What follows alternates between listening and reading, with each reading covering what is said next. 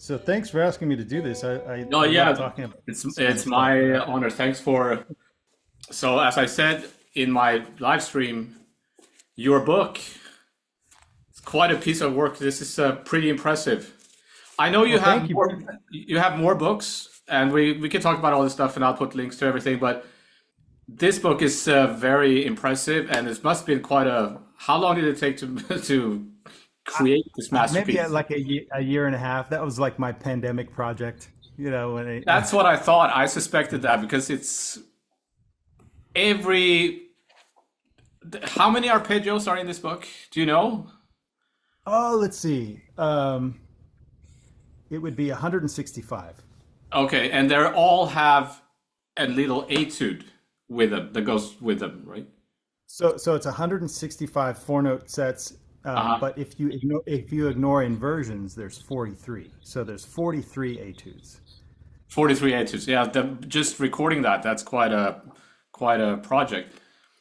So, yeah, we're going to talk about this book, but do you mind just introducing yourself to whoever my audience who doesn't know who you are and Hey, I appreciate it. Thanks for having me. My name's Noel Johnston, and I I play guitar in the Dallas Fort Worth area, and I teach at the University of North Texas. And I'm a theory nerd, and I'm a fan of all things guitar. I talk about theory at parties, so this is fun for me.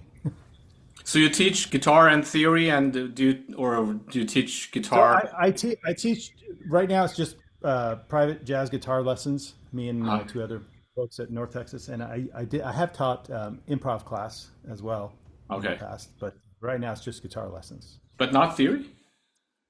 Nope, Okay. nope. Yeah, I want to talk about that too, like the theory nerd. I like that. And I just have to ask you too, because my students are asking me, did you teach Mark Lettieri or you're friends with Mark Lettieri? I'm really good friends with Mark Lettieri, and I didn't officially teach him actually. Like we just hung out a lot together, and Yeah. we shared ideas together. I mean, I learned a lot from him, and he claims to have learned some stuff from me. I tell everybody, like, hey, check this new thing out that I discovered, and Mhm. he would just eat it up. He would eat it up. So like I wasn't like officially. He never actually paid me for lessons, so Okay, so but can't truly say. he's a graduate from there, right? No, actually, no. He Oh studied no. marketing at a different local Oh, okay. university. Well, I So had to ask because yeah, he has a lot of association with the University of North Texas because a lot of those snarky puppy guys went to right. UNT.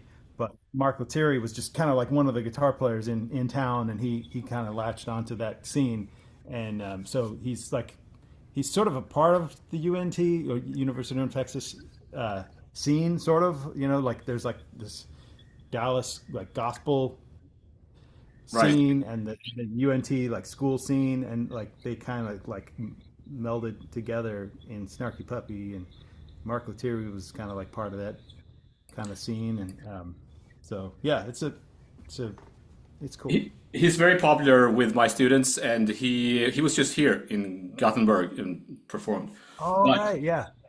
so University of North Texas has a very good reputation over here and in Canada, where I used to live, and it's even considered like the best. I heard many people say that it's the best school for jazz, at least for like big bands and stuff like that. It's Oh so yeah, it's a good value. I mean, it's been around for a very long time, and it's also not very expensive considering like the other really good schools. Like right. they're like you go into huge debt if you can't afford it. Yeah. But UNT is like it's a state school, Oh, it's a and so state. Okay. it's a public university, and if you're out of state, the tuition is more, but it's still Yeah. like significantly cheaper than other places. Some So they schools try. are ridiculous these days. Yeah, but Yeah. um, so is there are there a lot of international students there? There are, yeah, yep. It's Cool. quite diverse, and yeah, UNT is not like a super prestigious like school overall. Uh-huh. So if you're an international student, people just assume you're a music major. That's like pretty. Okay. I mean, Oh, it's I changed. see. It's Okay. changed. Oh, yeah. It's changed. So yeah. So, but could you just explain what this book? How would you explain this book? Okay, so this book is an exploration of every possible four note set within the uh, 12 tone equal tempered system. So, which is pretty much like what most of us are dealing with, right? With fretted Yeah. instruments or keyboard instruments or whatever. It's pretty much been the standard, uh, how to, so you can think like, okay, pick any random four notes. There's a set of those four notes, and you can figure out how to voice it or do it as an arpeggio. Most of the four note sets that we're familiar with as jazz players is like the seventh chords, Yeah. major seven, minor seven, dominant seven, and so on. But there's other really neat sounds that may or may not have an easy label, but they're Right. really legitimately great sounds that I think are good to like conceive of as like, oh, this is that chord or that thing, like for example, like this one. I don't have sound here. Yeah. That chord, like a sus flat two, right? So that's one of the chordal sets, but that's an inversion of this one. Yeah. We know that one is B flat seven, sharp 11, no fifth, right? But it's kind of a verbose, way to specify that you don't want the fifth, whatever. Yeah. But so you can think about how that fits into various tonalities. Like this one could be a 3 in the key of F, or it could be a 5 in the key of D harmonic minor, or a 2 in G melodic minor, or a Yeah. 5 D harmonic major, or a 5 in Hungarian minor, and Hmm. you can use it as a functional thing, in those keys, or you can do it as like a play it as a line,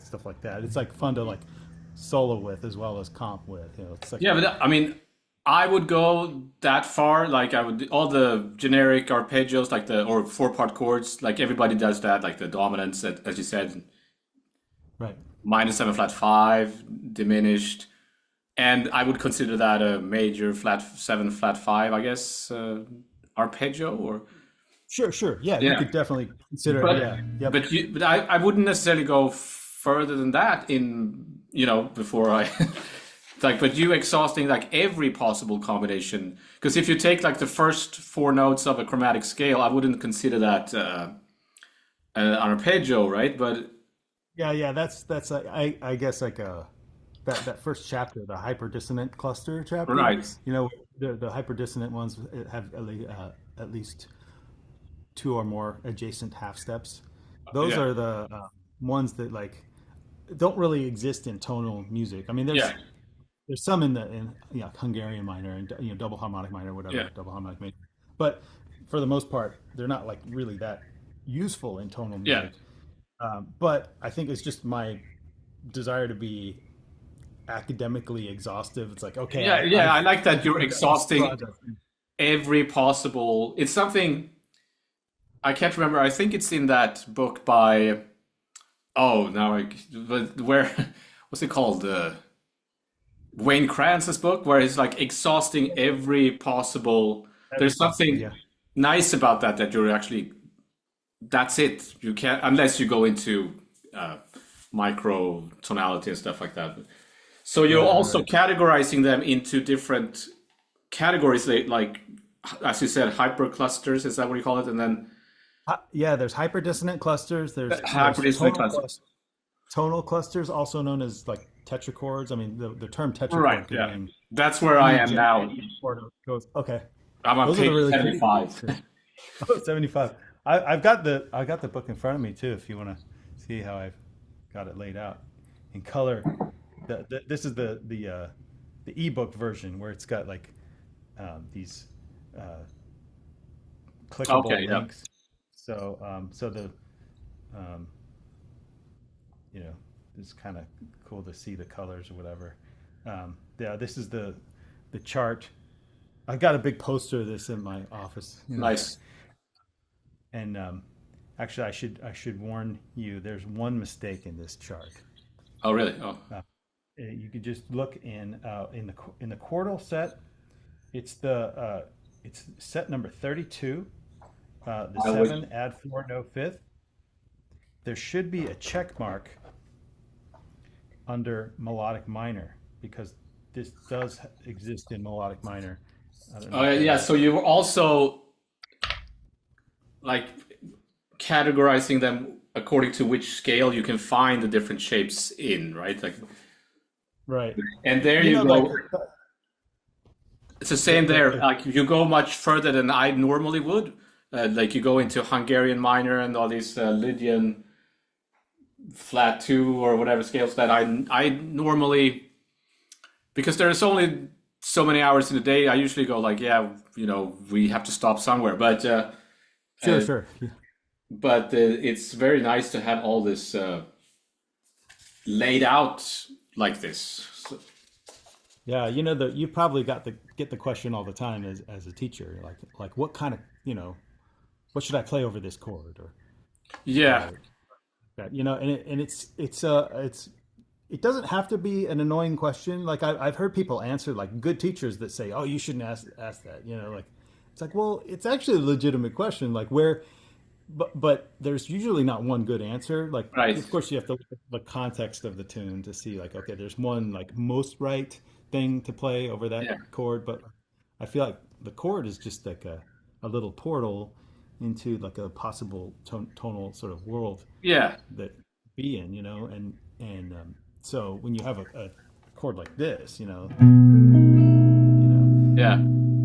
there's like maybe like your first instinct is maybe this or but it also fits this and this and this and this, Hmm. and you sort of look at the context of the tune, like what else is going on to give you a most correct answer. But I think Yeah, it's sort of it over answers this book over answers that question. yeah, yeah, exactly. And but I mean, it's also I feel like sometimes that the terminology or whatever the lingo for what we call these music theory doesn't.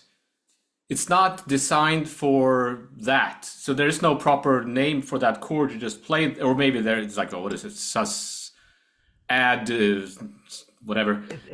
Look, if you see it correctly written on a chart, it was very annoying to see. It's like a very long, Yeah, just so it could it's say almost it like could we say need to come up beyond. with a better system for music theory for today's harmonies. Like it's not enough with the stuff that they did at Berkeley in the 70s or whatever. So you're doing a good job at expanding on this, but maybe we need to kind of reinvent all these names.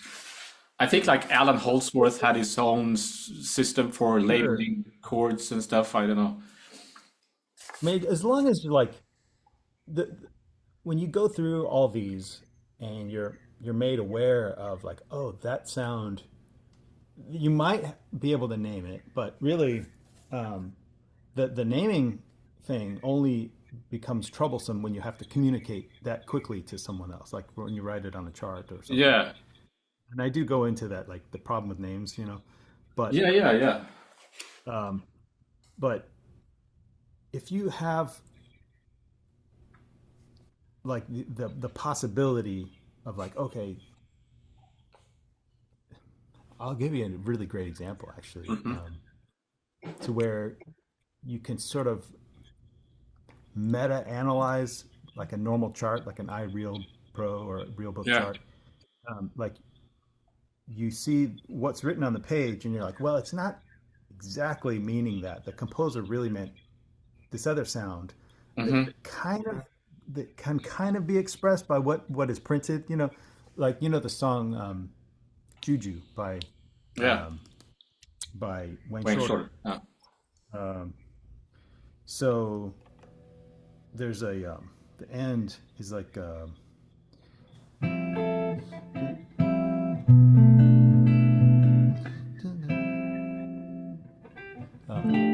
something like that. Yeah. Something. So the, it says F major 7, Yeah, and then it says B minor 7 I think so. Yeah, in the book. But the melody goes, yeah. There's no F, so there's no F there's sharp. no there's no F sharp Yeah. in this chord, right?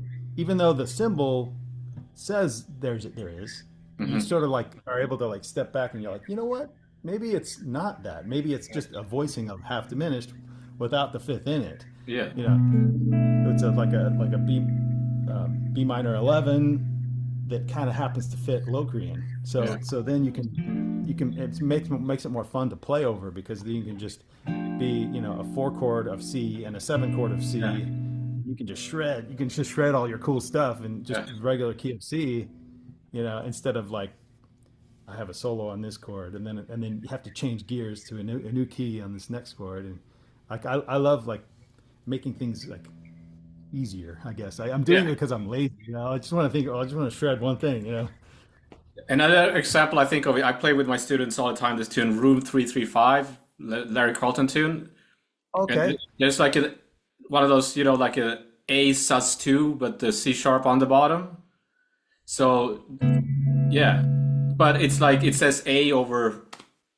I think it just says A over the C sharp in the, Uh, and I see that chord is to me a very specific sound, and I hear it all the time. But there is no exact. It should be like an A sus2 over C sharp. Like if you see that, you have to think, wait, what is that?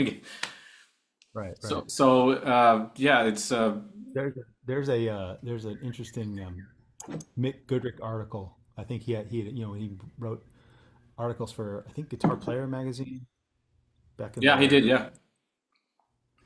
he talks about that chord. I think he just calls it Fred. That's what I mean. Like, yeah, just come up with a new name for it. Yeah, I Yeah. think some of those articles are floating around the internet. I've seen some articles from, I think it was Guitar Player magazine. Really interesting. Obviously, he was one of the most important educators for what He's we're doing. like I hold him in the highest regard. Like as far as like his attitude of like exploration, like that's pretty much like when I wrote the Four Note Universe. It's like man, what you know. Well, I think you're continuing on that in that tradition. So I think that book he wrote, the what is it, the guitar, the what's it called, the complete guitarist? No, what is it, the advancing guitarist? Oh, the Benson guitars, It's yeah, like a milestone in jazz guitar beautiful. teaching. It's great.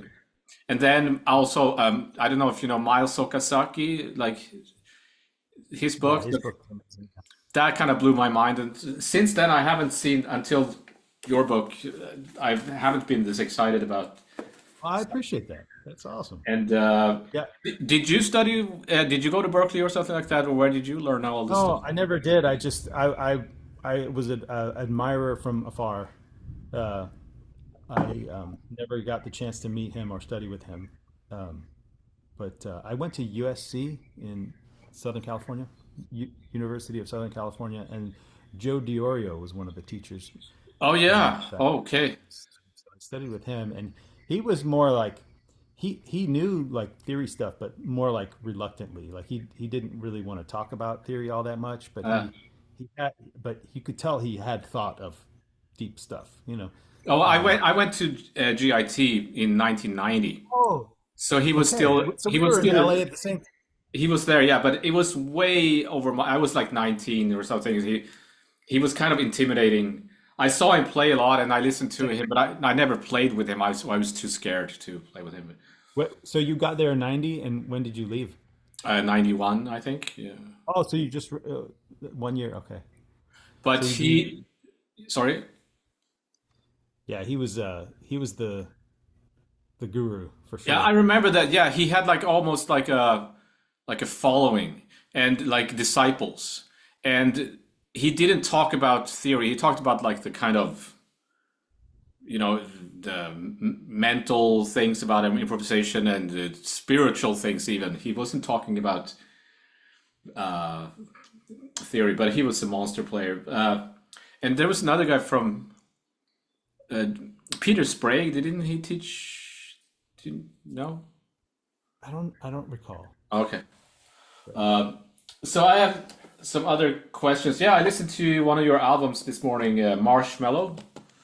Oh, thanks. Yeah, so that's War. Was his name Warren Marsh tune, right? Yeah, Warren Marsh, the guy he played with Lenny Tristano School Yeah. and Lee Konitz, and yeah, really Lenny interesting guy. Tristano is one of those other like up there gurus of the all this stuff, the where all this stuff comes from, the jazz theory stuff. I wish I had more hours in the day so I could look into his music. I made a video way back on some of his stuff, but I'm not an expert by any stretch of the imagination.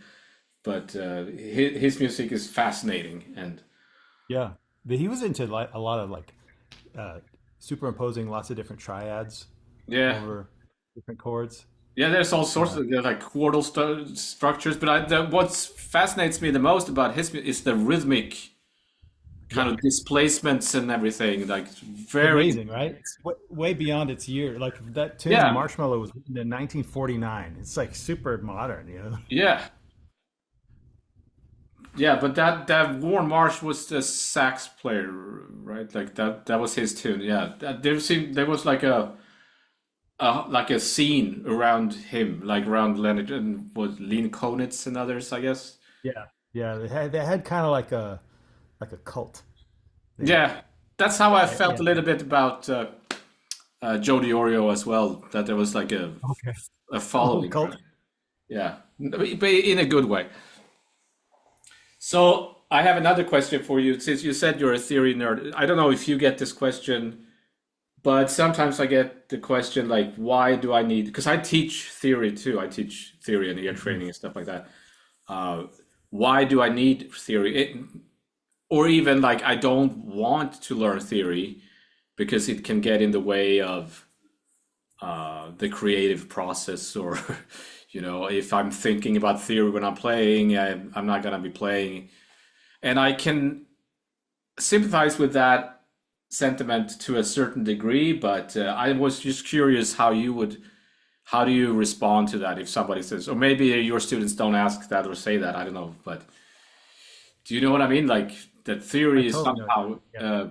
bad. Right. So I'm not opposed to people who just want to play by ear and write by ear. I mean, some people are gifted enough to be able to do that and sound unique, but it's usually the exception rather than the rule. Right. Uh, like if you're just left up to your own musical memory to create, you're 9 times out of 10 gonna be copying somebody else, copying Hmm. something that you've already heard before, right? It's going to be derivative of something you've already listened to, and and then you run into like being a ripoff of something, even subconsciously, like, oh, you know, like, oh, you sound just like blah, it's like, oh, Hmm. you know, um, and I think that maybe in the spirit of wanting to be creative, like coming up with something that nobody else has done before, and it's hard to be, I mean, everything's been done already, but Oh yeah. at least if you have a coming from a theory perspective, and if you know enough theory, you can do these thought experiments. I like to call them thought experiments. So you're like, hey, what would happen? What would it sound like if I did this thing?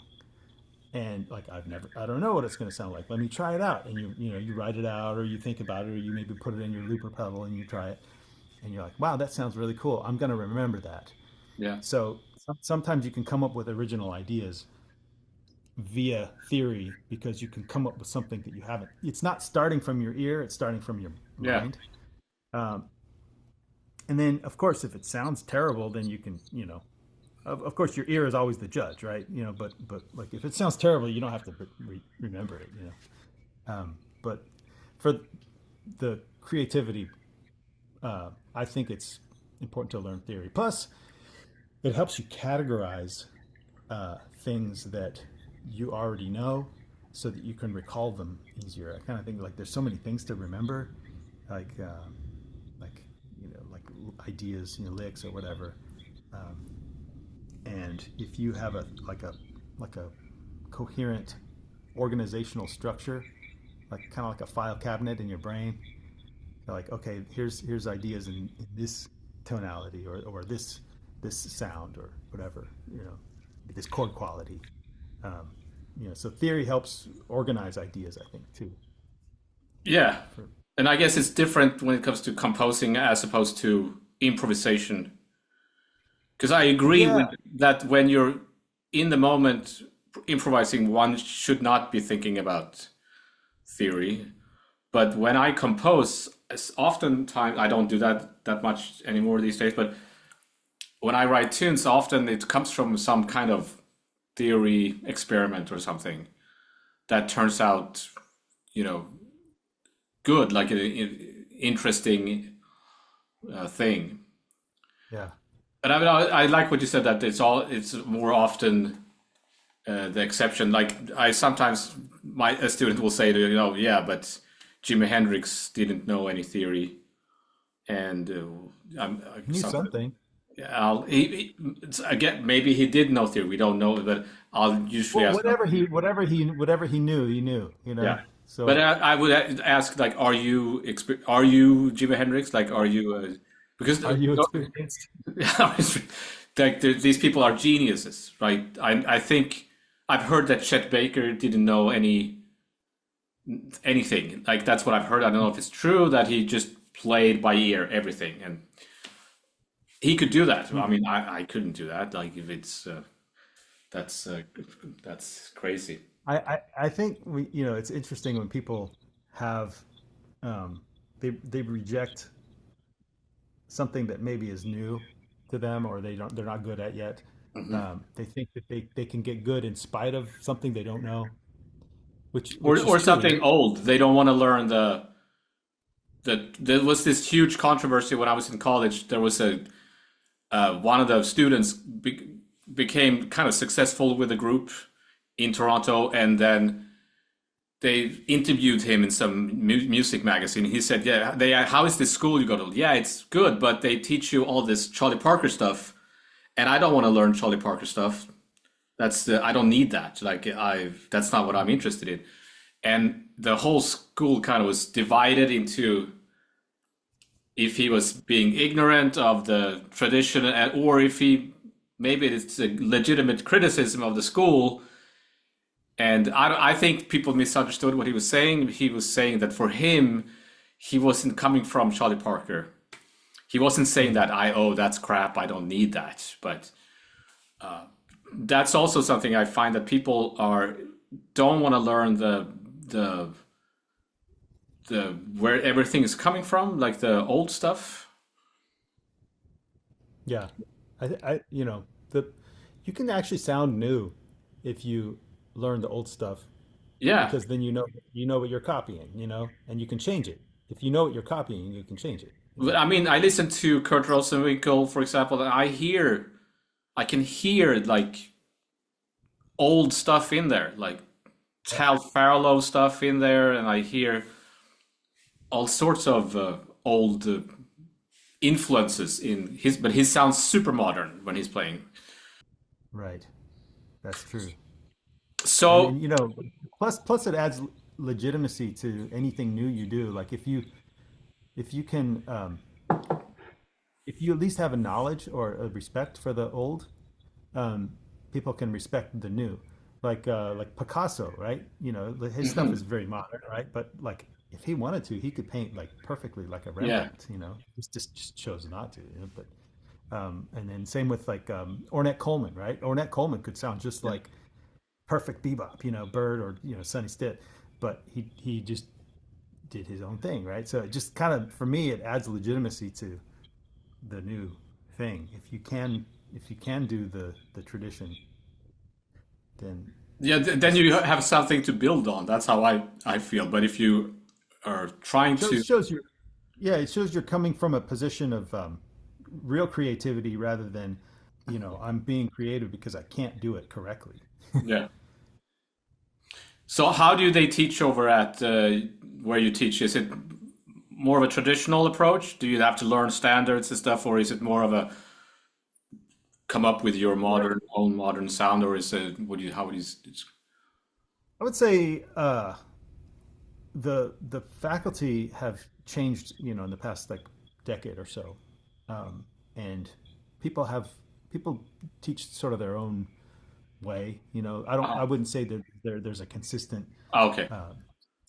thing across the whole board, but before that, the tradition of North Texas, it does have some sort of a thing, Yeah. uh, primarily because of a couple of teachers, um, Jack Peterson and Dan Hurley. So Dan Hurley, Haerle,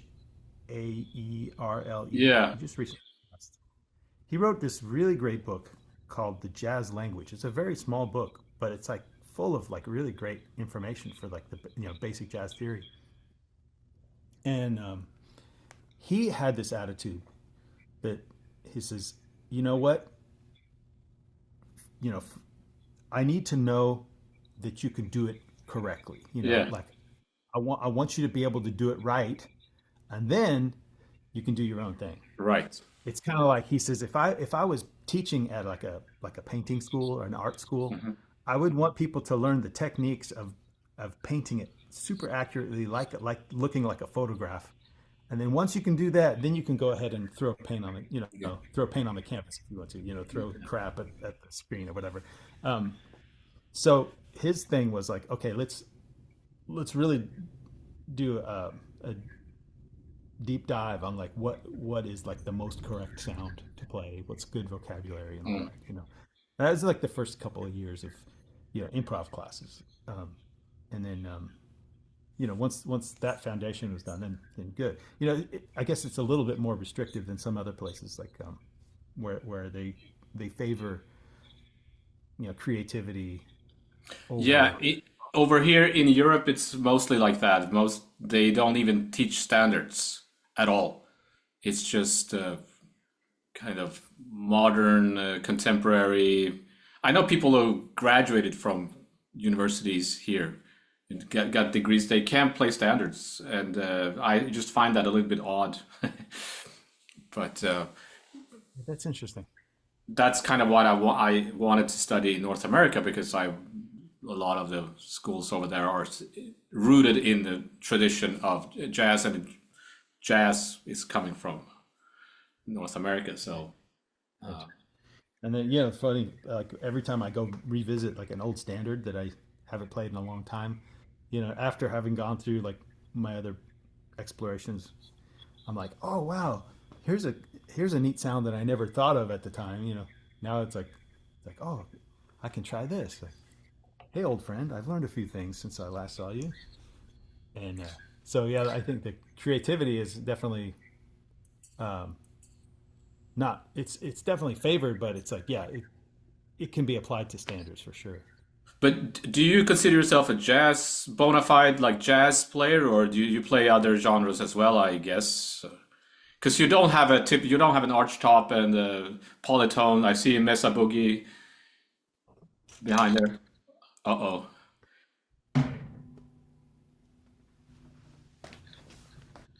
I can do it. I can Yeah. be the yeah. I What is I, that? I tried to. It's a Schaefer. Ed Schaefer is his name. Okay. He was a builder in Texas. He's a builder in Texas, and yeah, it's a nice arch top. That's just acoustically. Is that what you play on Marshmallow? That's the one. Yep, Uh, that's the marshmallow guitar. Yeah, I mean, I tried to become like a jack of all trades, kind of yeah. lots of different styles. Like when I first was, when I was young, I just kind of wanted to get good at everything, to be a studio player, and realized uh, my lack was jazz. So I went back to school after USC. I went to North Texas and got my jazz degree, a Hmm. master's degree in jazz, and so I've been here ever since then. So um, I would say, when people say, what style of music do you play? I'm like, everything, I guess. I mean, not everything, but all the things you're expected to play as a working guitar player. But I think jazz is my, um, you know, the core, I guess, of everything. But outside of the college, what is the jazz scene in Texas? Is there a lot of jazz There, clubs and there's, stuff? there's some, yeah, like there's, um, Mike Marino is from there, isn't he? Mike Moreno yeah, he is from Houston. Yep. Okay. And I mean, he's been in New York for, I guess, 25 years or so. Um, but yeah, Mike Moreno's from Houston.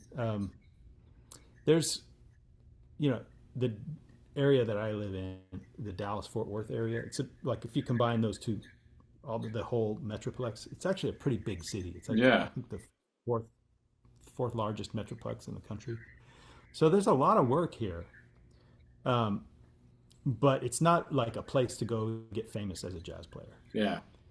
You just like you there's plenty of work, like money gigs. Like if you want to just play weddings, I mean, you can make a lot of money.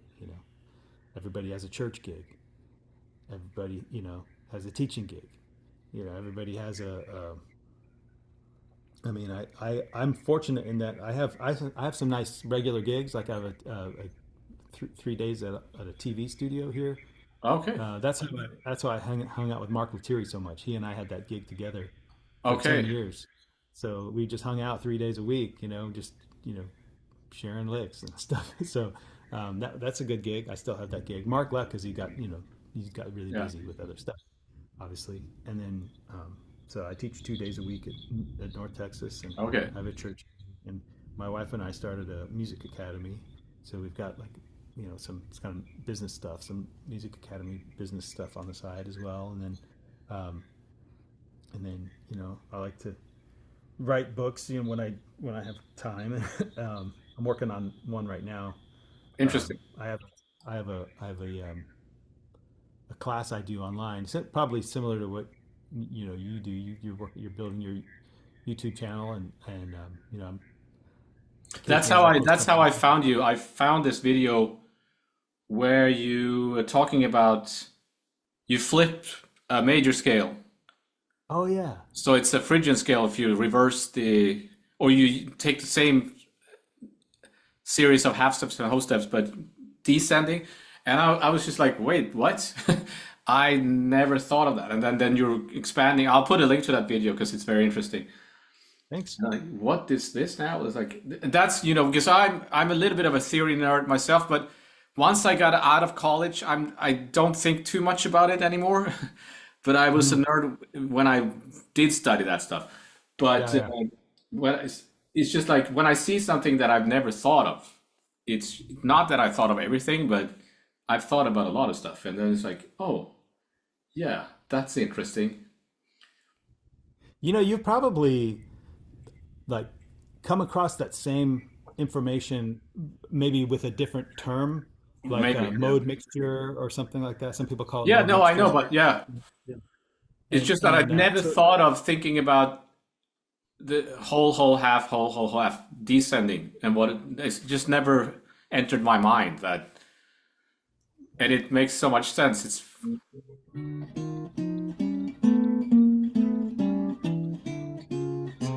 messed up. So wait, what are you doing now? I'm doing on the bottom and then Uh-huh. Wow. on top.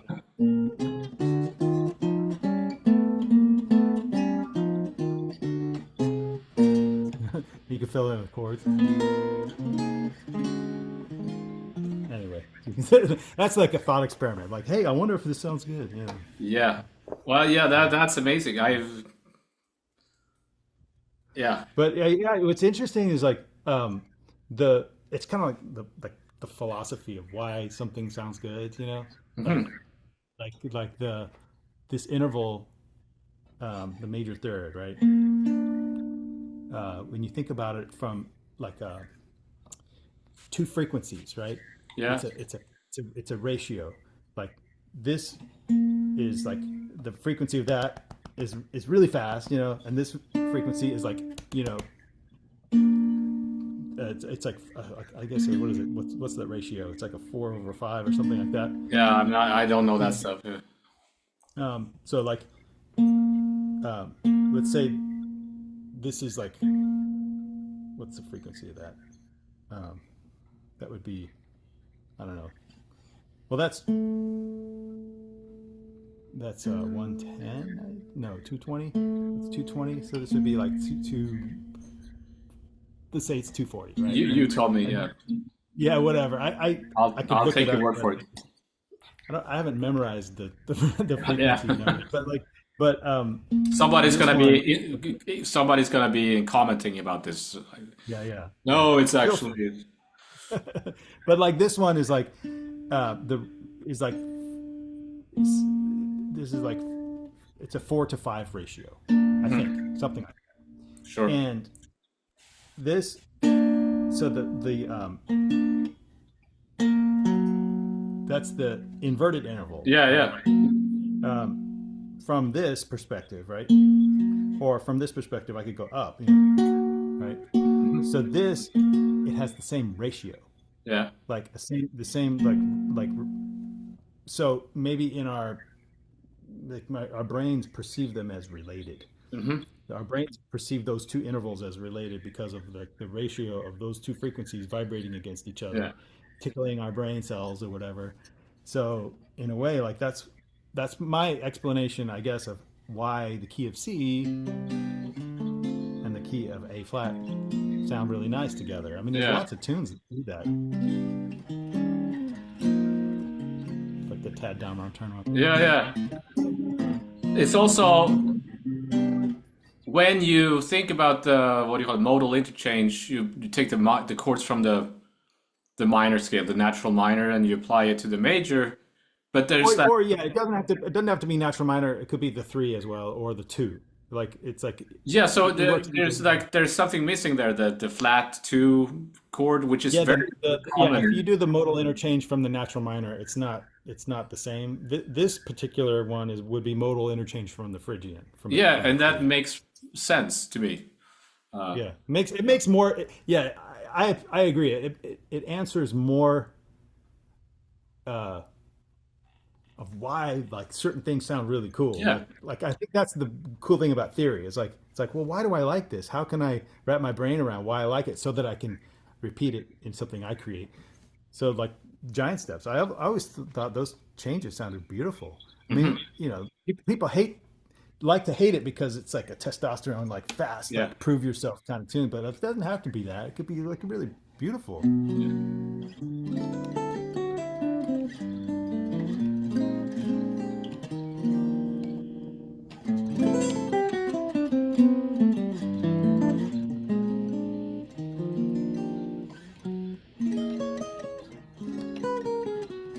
I just love those keys. Like Yeah, there's I've seen what the Corey Henry, I think his name is, the organ player. He plays giant Oh, yeah. steps and he replaces all the chords with kind of different what do you call it? Like cadences and stuff. It's really cool. Oh wow, yeah. My first book, it's called Voicing Modes. I do have a whole bunch of like harmonizations of that, just in terms of like Oh, okay. modal. Like, so the first key is B, right? So you could replace it with like that chord, Yeah. a 2 chord, or a 3 chord, or a 4 chord, or a 5 chord. And then say you're like going to I don't know, say the 4 chord, right? Or no, how about this? What do I? Let's see. This is bad TV. I shouldn't think about what I'm. I can edit it. Yeah. So let's say you go to the I don't know, the Aeolian relative of B, right? And here's a nice Aeolian chord, and then instead of the 5/1 in G, you go to the 2 chord. Yeah. And then maybe you can go to the 5 chord in A flat. So you got like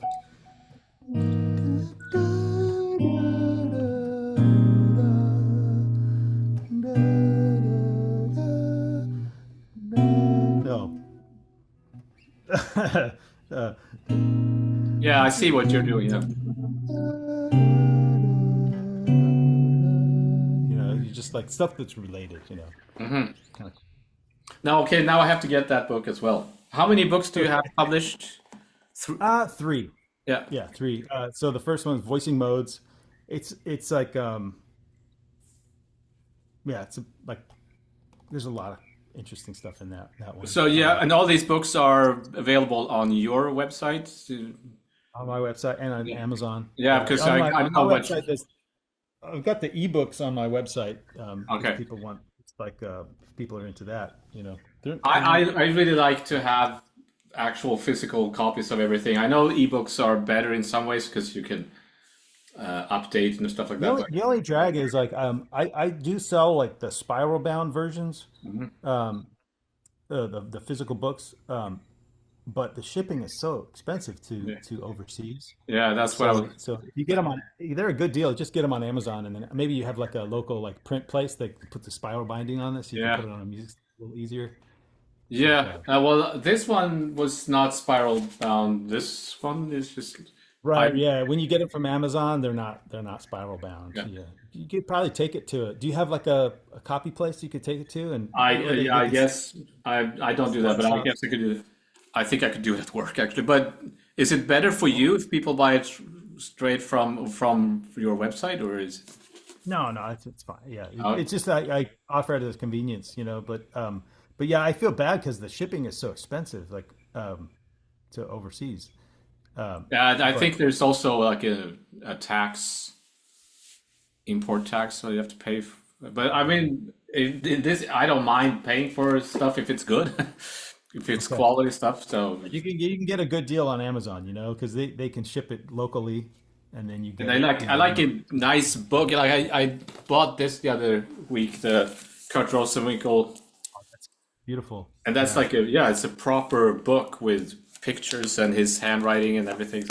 I love books, so and this was expensive.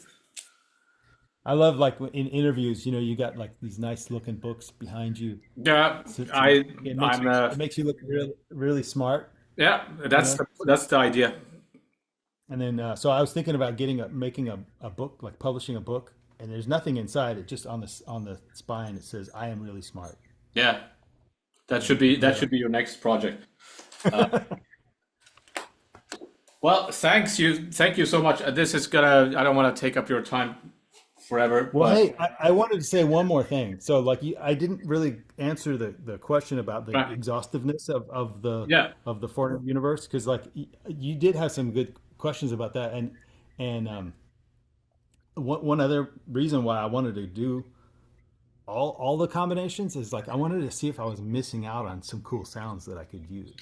right, And there's definitely like some neat chords that I learned and then I've been able to recognize in other music, like when I yeah. transcribe, some other tunes or whatever. Like, do you know this chord? You probably do, but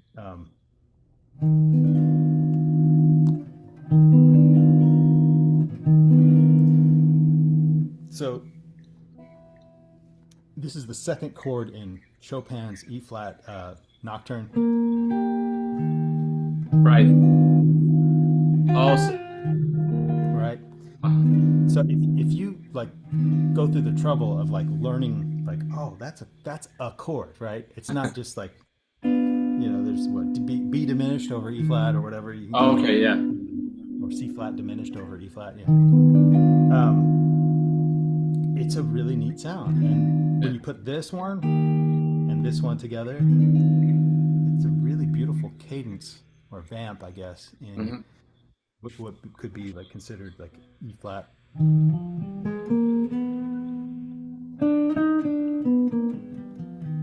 Harmonic major, Harmonic major. Yeah. like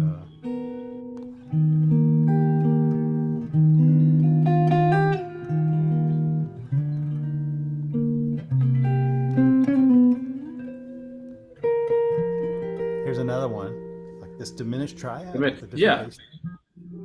I feel like the diminished harmony is another thing that the the jazz vocabulary doesn't quite cover all the intricate things you can do with diminished, like you find in Bach and stuff like that. Like it's not some of those sounds you can't put a chord symbol on it. But I mean, they don't think about chords in that way when they, but it is a chord. It is a sound if you play it like that. And Right, right. It is a beautiful sound. Like the thing I'm working on right now, I'm working on a fundamentals book, and just getting more familiar with diminished triads. uh-huh. It's fascinating how neglected diminished triads It are is, in yeah. guitar I playing. it's funny because I remember when you were trying to learn jazz, so it's like here's a scale goes with this chord. Here's the scale that goes with this chord, and this is this chord, blah blah blah, and the modes of the melodic minor and the modes of even the harmonic minor, and there you go. And then you open up the real book, and it's like diminished, diminished, diminished. Like, wait a minute, what? We forgot to mention the diminished. Oh, just play the diminished scale. No, Yeah, I know. Yeah, that's it's a very yeah, it's really like I could talk for hours about that. Like the diminished is the neglected, or as I say, the redheaded stepchild of jazz. yeah, Like especially because like from the '50s, people stopped using it. It's like it's kind of like, oh, that's just a stupid old sound. yeah, But when it shows up, you're like, ah, crap, what do I do? You know, yeah, play yeah, like their favorite diminished lick or it's, whatever. But it sounds so out of place yeah. to the tune. And most of the time, the diminished chord is a passing chord. But when you play it like you did there, it's not really a passing chord, right? Like It has nothing to do with, yeah. it's like that tune. What is that tune? I'm not plugged in here, but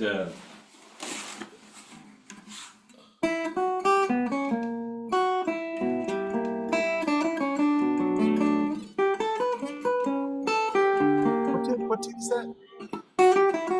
you must believe in spring, right? Oh yeah. Oh. Has that? So what? This chord, I wouldn't know what to call that. It's a diminished over, Yeah, like E and then diminished. Michel Legrand did that all the time, right? Like he used those sounds. Where does it resolve? So after this? It goes to the B minor, I think. Yeah, and then the same thing. Love it.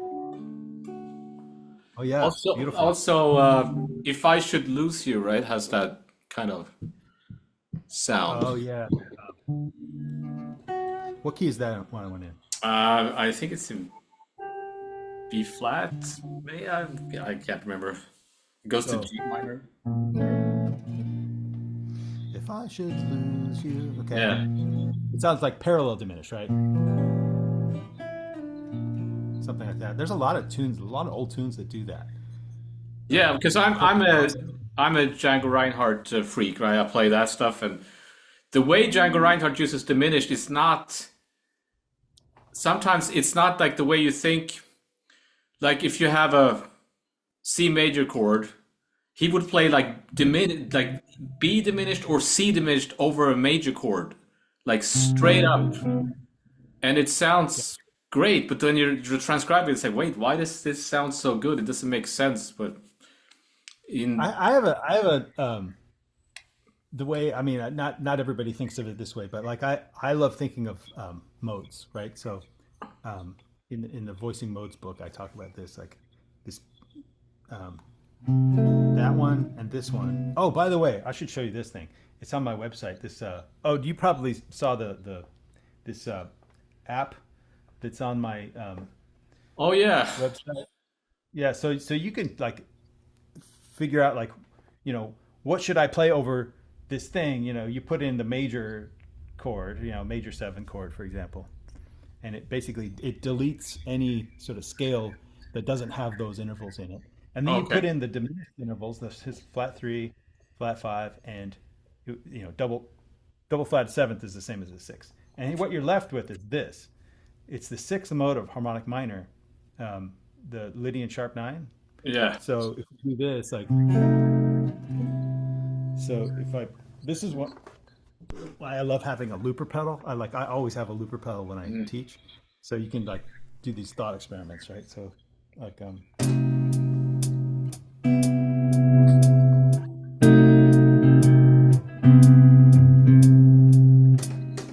not loud enough, That's okay. but like so that's so C leading sharp nine is E harmonic minor, so you can play all your E harmonic minor stuff.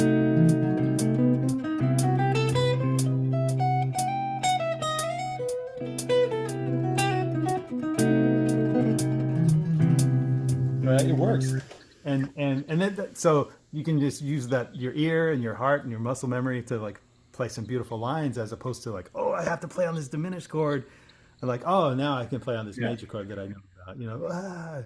It's like, oh crap, oh cool, oh crap, oh Yeah. cool. It's It's like like when okay, the students try to play all the things you are, and there's like the diminished chord. It's like, oh my God, what what do I play with? yeah, the flat three diminished. I have an answer for that one too. Like the Yeah. flat three diminished, like it has to do with this sound, the leading sharp nine. So like, Yeah.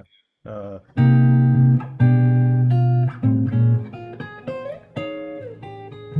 uh, okay, so like C minor, B diminished, and then 2 5 1 to A flat, right?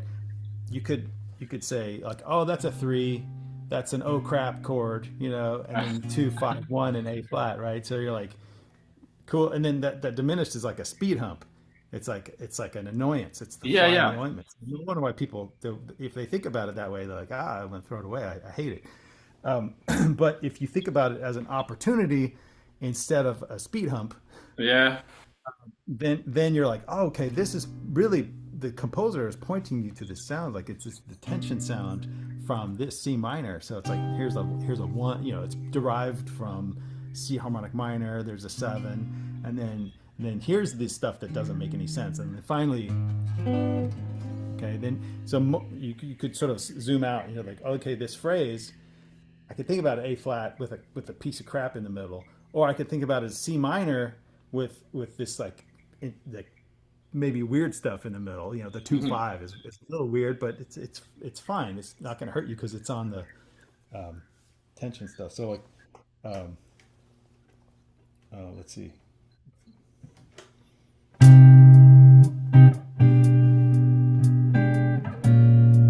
It's a little slow, too slow.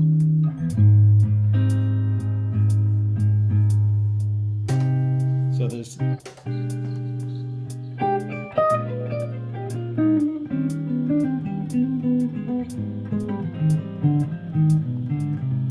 and then you have this like built-in chromaticism, but it's not chromaticism. It's like it's Yeah. hypertonal playing, but it sounds chromatic. It sounds like jazz. It sounds like jazz chromaticism, but it's really just you're borrowing from another interesting Yeah. tonality, I right? think somebody like you who have spent that, made the effort to actually figure out what to do over those kinds of situations, that will give you that's separate you from the boys from the men, right? Like I mean, you know what I mean? Like it's most Yeah, people don't think too much about that stuff. Will I play something? Oh, I'll play a diminished arpeggio or something, whatever.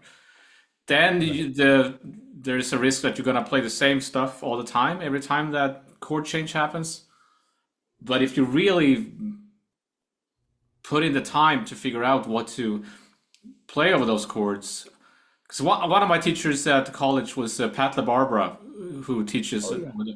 and he's got like all these ideas about like, yeah, you have to work out your material on the flat three diminished because it's gonna show up all over the place. All You can't, all over the place. Yeah. Someday my prince will come. Or I mean, there's tons of them. Yeah. yeah, Yep. Yep. And then yeah. So like the thing is like you don't want to think about theory when you're playing, but like at least if you've done your homework, when that thing comes up, then you can think of it easily, but then you don't have to think about it yeah, anymore. your instinct takes over. But if you haven't worked on that, You can't those, figure it out. Yeah.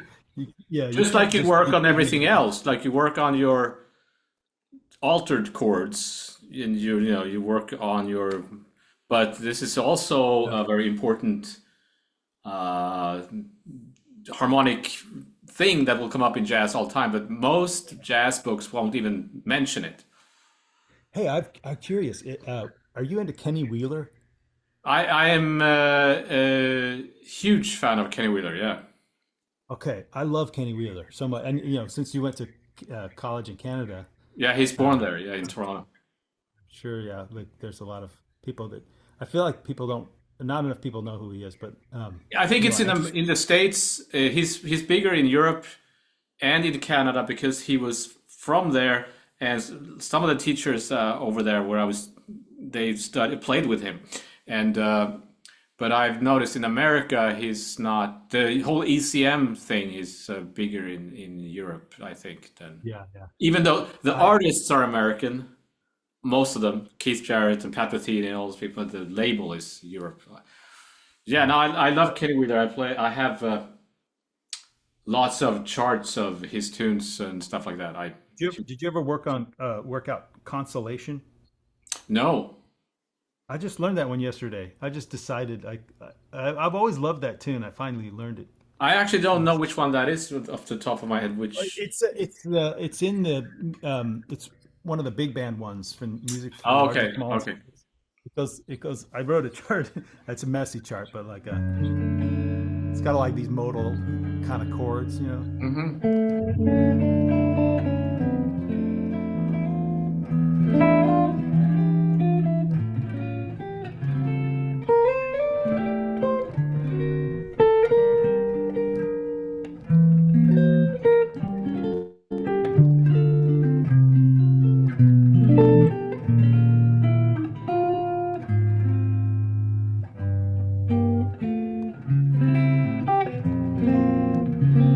Yeah. You remember that tune? Now I recognize the kind of his sound there. Anyway, I love that tune. Such a beautiful. It's a very simple melody. It's just like in one key, but the harmony around it is just like Oh, so rich. yeah.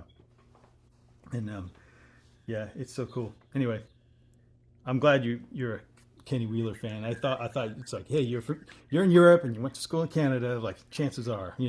Yeah. We even had an ECM ensemble. We played a lot of Kenny Wheeler tunes and stuff like Do that. you know? So one of my good friends, he teaches at Saint FX in Nova Scotia. Oh, okay. Um, his name is Paul Tynan, I've trumpet met him. player. Yeah, You've trumpet met player. him, okay? Yep. Yeah. Yeah, he and I had a group together at North Texas, Oh, and okay. Yeah, he went yeah, there. Oh, it's yeah. I only met him once in Stockholm, right on. actually. Uh, Okay, yeah, I know he's been to Europe, to Sweden a lot, and he's played with some friends of mine. Yeah, from Nova Scotia. awesome. Okay, Yeah, and then yeah, we had a group together. We did a bunch of Kenny Wheeler songs, nice. and and when I was studying with the guitar professor at UNT when I was a student, his name is Fred Hamilton. Fred Hamilton, he says, hey, why don't you pick an album this semester and we'll go through it, and that'll be your semester project. And I did the Kenny Wheeler album Widow in the Window. That's my And favorite. Yeah, I love that. Yeah, John Abercrombie on guitar, yeah. and so I transcribed a bunch of solos from that record, and I learned I lead sheets for it and What everything. is it And called? My Belle Helene. I love that tune. Yeah, Yeah, I did a video on that a few weeks back. All the how to like all the slash chords there. yeah, yeah, Yeah, totally. it's a Yeah, great song. That whole I think album. I just recently revisited that one. I had some new like analysis of that. Anyway, but the story goes. I really dove deep into that album one year, and then the following year, I made it into the top ensemble, the 1 O'clock Lab Band, which is Mhm. like the top Yeah. big band, and then they brought Kenny Wheeler as a guest. He was like a Oh, guest for a whole, nice.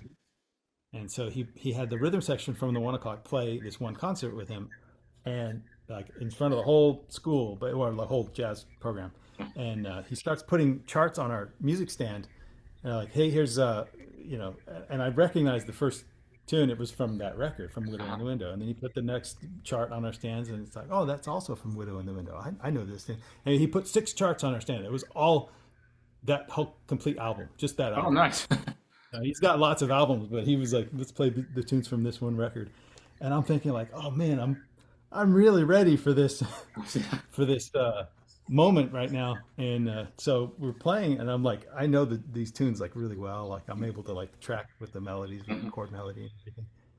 And he comes up to me after the second tune. He goes, oh, he's real soft spoken. He says, Yeah, yeah, yeah. you're real comfortable with these changes. And I'm like, oh, I'm a big fan, Kenny. You know, and that night, Fred Hamilton, the professor, sees me in the hallway, and he yells across the hall. He's like, man, Noel, you read your ass off. And I'm thinking like, I wasn't reading. Yeah. Like, don't you remember I played those tunes with you? And anyway, I just said thanks, and then But he asked me. I saw him clinic with him in Toronto just before he died, and he was very old. I think he had a stroke, and he was playing. I mean, it wasn't great, but it was still amazing just to see him, and he was talking about composition and stuff like that. But at this point, he's old. Hmm. But Yeah, yeah, what a fantastic. There's this bass player in Toronto, Don Thompson, who used to play with him quite a lot. So he brought him over a few times. cool. Yeah, Yep. Yeah, Kenny's awesome. And then, well, hey, yeah. yeah. Oh, so the having gone through the 4 note universe thing, it's like, oh, I know that chord, I know that chord, I know that chord. You know, because sometimes you'll hear voicings of you know classical pieces or jazz Mhm. pieces or whatever. You know, and it's like, what is that? It's like, oh, I know that one. I've categorized that in my Yeah, mind. You know, so nothing.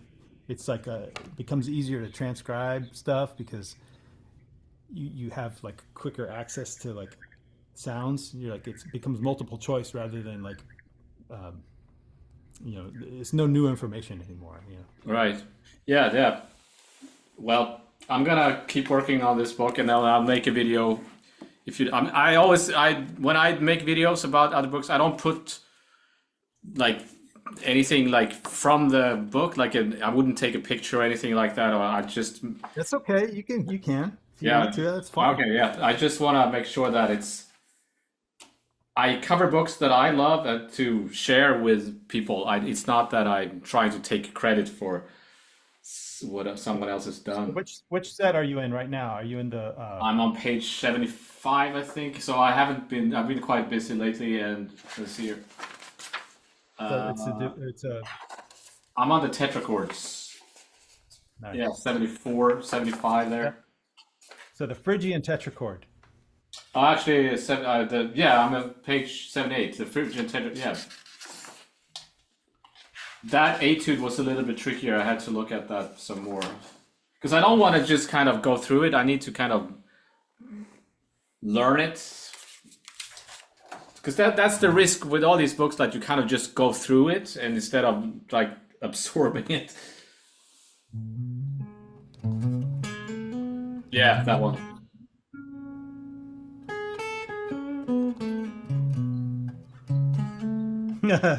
It's been I don't think I played it since I wrote it. So Yeah, since I recorded it. But yeah, that's that's like one that kind of slides up. yeah, There's a yeah, lot yeah. of like I don't know. It's kind of reminds me of that Guthrie Govan tune Waves. Kind of like has all the Yeah, I slidey don't know that bits. one. I know of it, but yeah. But that makes you think of Ben Monder. Like apparently he cannot play the stuff he recorded because it's too difficult for him, so he can't. He only No, recorded those no. tunes. Well, yeah. I mean, I could have kept it up, but there's one like I play a couple of these with my trio. Okay. Um, like set number 17 is it's in the Yeah, triad with added with added second. triad with added chord. It's the one that's what is it? It's a diminished triad with a natural two. Yeah. So it would be like this one, and then the first inversion is a like a B7 flat 9, and then the next inversion is this chord. Is a really interesting chord. It's like a, you can think of it as a diminished with a major 7, but no fifth. Or you can think about it as a minor 6 with a major 7. And then this one, what's interesting about this chord is like, I see this in Bach all the time. Interesting. Like Bach. So like these chords that I like just recently discovered, I'm like playing through this Bach violin stuff, and he writes these notes, and I'm like, huh, Bach wrote this chord 300 years ago, and here I just discovered it last week. So so I wrote I wrote a tune that is centered around this.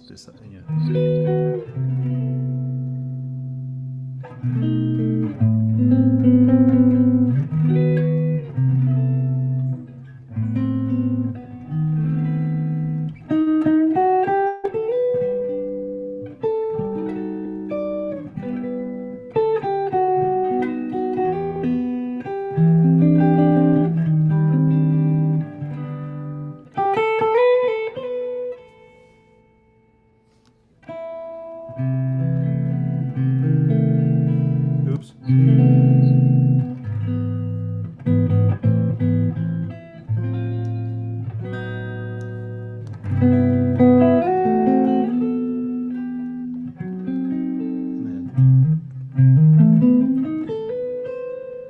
It's like that. You can play it as an arpeggio. That's great.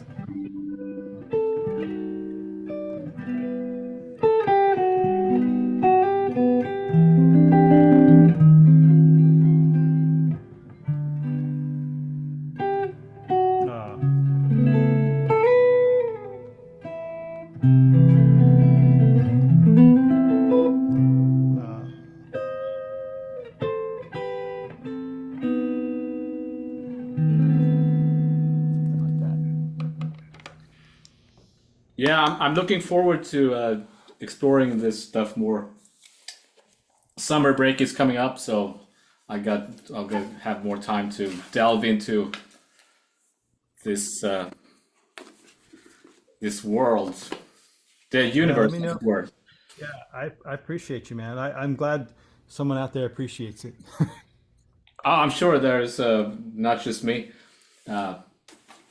Your albums are on. How many albums do you have? Like, Well, I have 4, but only my latest 2, which is not that recent. I have so much more material that I need to record, but I just yeah, haven't gotten around to it yet. but it's on the streaming services like or whatever. People can find it on Spotify and stuff like that. Yeah, yeah. Yeah. And then yeah, it's funny. Like I released, so that one you heard, Marshmallow. I recorded that in 2002. Oh, okay. So it's been a Long time while. ago. But I released it in 2014. I actually didn't want to release it because I didn't like the sound of my reverb. Okay. And then someone just like, hey, well, you should just put it out anyway. I'm like, okay, fine. So I feel like I play better than that now, but it is what it is. It's a Yeah. thing. I know that. I know the feeling.